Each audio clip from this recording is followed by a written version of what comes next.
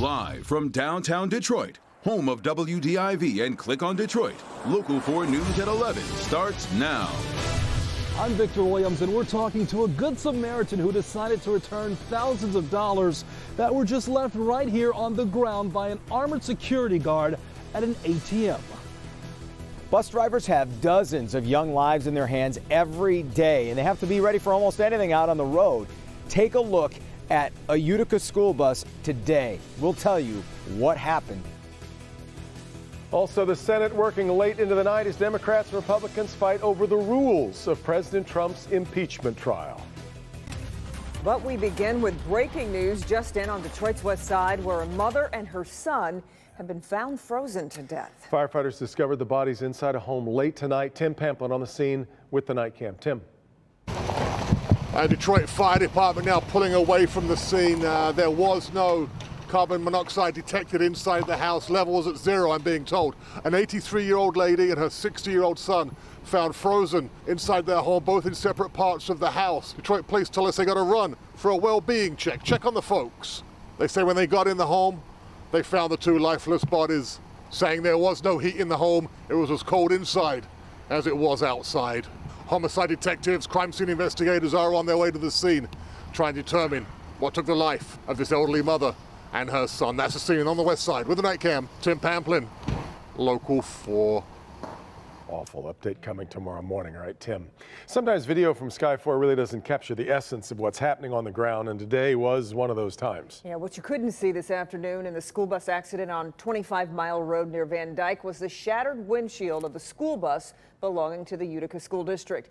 Jason Colthorpe is in Shelby Township tonight with a frightening story of how it happened. Jason. Yeah, so many of us can relate to this. So often this time of year, you're out in traffic and up ahead, you see snow and ice blowing off a vehicle and it's hitting vehicles behind it, or drivers are swerving out of the way. Well, earlier today on 25 Mile, that vehicle up ahead was a semi, and it was a sheet of ice sliding off the top of the trailer. Coming the other way was a Utica school bus, number 68. It had just left Mallow Junior High, and it was fully loaded with 31 kids. All the kids were on the bus still, and it was maybe a few minutes out. 7th grader Sebastian Strelchik was sitting right behind the bus driver today when he felt an impact and heard the bang of shattered glass. All of a sudden, I hear my bus driver kind of like a little bit of like a scream. I look up, I see like the whole entire glass was broken. The windshield had been blown out and the bus driver was badly hurt, but she was able to pull off to the side safely. And that's when some of the 7th, 8th, and 9th graders pitched in to help her out. The bus driver was holding up the microphone. A kid quickly ran up, said bus 68 just crashed, and people started calling 911. Everyone basically just did their part and got the ambulance and everything there. I think it's indicative of the type of people we have here. So you can imagine the situation the bus driver was in. Her first concern was to pull the bus over and make sure the students were safe. The bus driver was taken to the hospital, as was a student who we're told got hit with some of the glass. The district tonight reminding everyone to clear the snow and ice off your vehicles. Make sure that your car is clean before you put it on a road. You don't want to endanger anyone. And certainly the fact that this happened to a bus load of kids should send an important message. Yeah, that's the truth. Now back to that bus driver for a moment. She's an experienced driver, long time with the district, very well liked. In fact, Sebastian's older brother, when he heard the news, was shocked and a little bit upset to hear that it was his driver from middle school that he had that was banged up. She is expected to be released from the hospital tonight after getting some stitches and some tests done. We're also told that student was expected to be released and is going to be okay as well. In Shelby Township tonight, Jason Colthorpe, Local 4. All right, Jason. Well, senators are still at it, working late into the night as Democrats and Republicans have been going back and forth over whether evidence or testimony should be allowed in the president's impeachment trial. Let's take a live look at the Senate floor.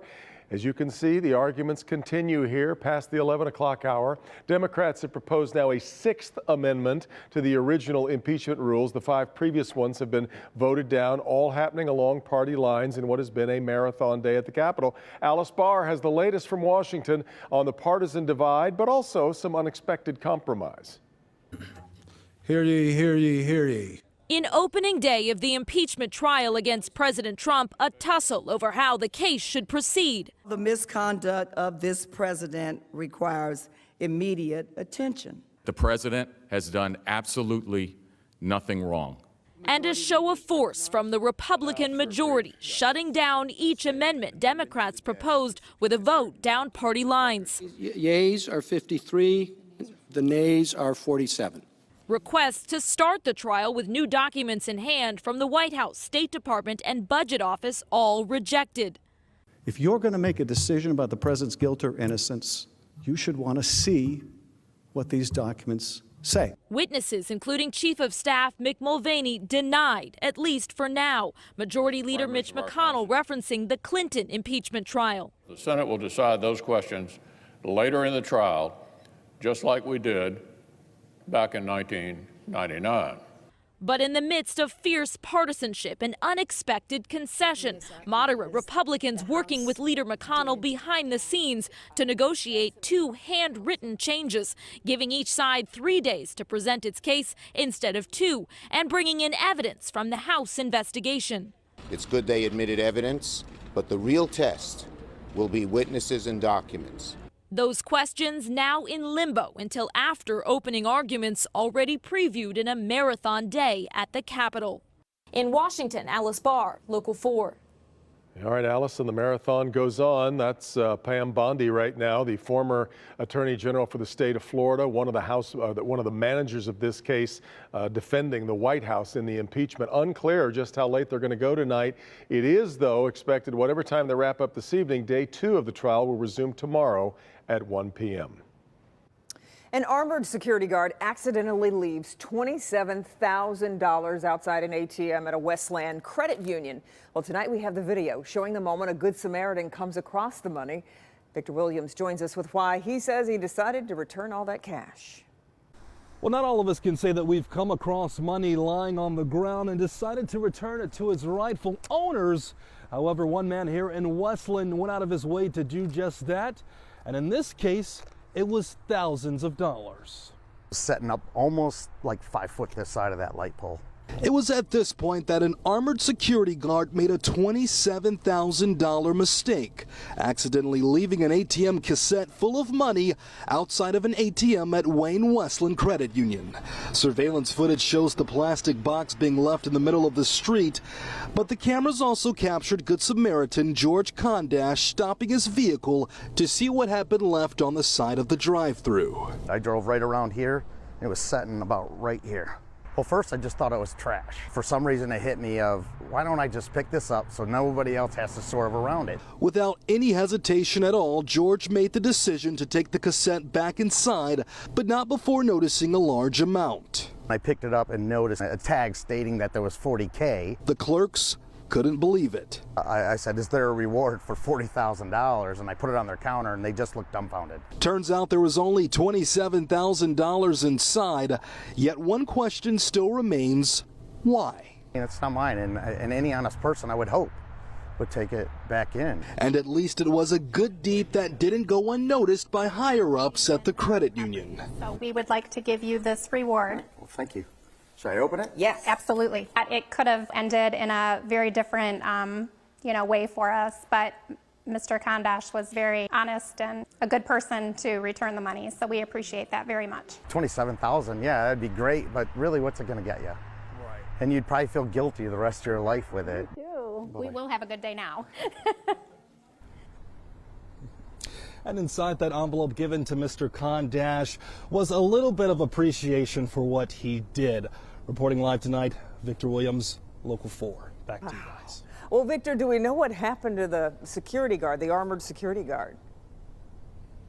Yeah, we know the credit union contacted his employers, and looks like there's going to be some discipline taken, but we're not sure how far that punishment is going to go. Unbelievable. Kudos to Mr. Condit for turning that money in. We appreciate your report tonight, Victor. Oh, yeah. 1 week after a female reporter accused him of making inappropriate comments to her, State Senator Pete Lucido is being accused of sexual harassment, this time by a fellow state lawmaker. Royal Oak Democrat Mallory McMorrow says the Shelby Township Republican sexually harassed her right after they both attended Senate sexual harassment training in November of 2018. I walked over to introduce myself to Pete Lucido, who put his hand on my lower back and held it there, and made a comment when asked who I had run against, and I said I beat my opponent. He looked me up and down and said, I can see why. Degrading and deflating and surprising. Lucido denies the allegation, calling it completely untrue, and says it is politically motivated.